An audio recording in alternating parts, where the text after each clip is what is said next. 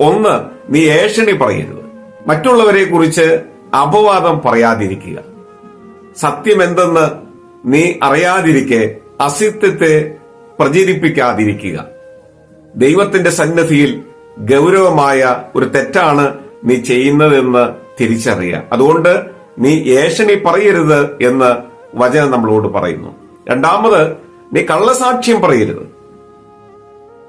നീ സാക്ഷ്യം വഹിക്കാത്ത കാര്യങ്ങളെക്കുറിച്ച് നീ സാക്ഷ്യം കൊടുക്കരുത്. നിന്റെ സാക്ഷ്യം സത്യമായിരിക്കണമെന്ന് വചനം ഓർമ്മപ്പെടുത്തുന്നു. അതുകൊണ്ട് ക്രിസ്തീയ ജീവിതത്തിൽ അരുത് എന്ന് പറയുന്ന രണ്ട് പ്രധാനപ്പെട്ട കാര്യം: ഒന്ന്, നീ ഏഷണി പറയരുത്. രണ്ട്, നീ കള്ളസാക്ഷ്യം പറയരുത്. അടുത്ത അരുത് എന്ന് പറയുന്നത് വിൽക്കരുതെന്നാണ്. എന്താണ് വിൽക്കരുതെന്ന് വചനം അനുശാസിക്കുന്നതെന്നറിയാമോ? നീ സത്യത്തെ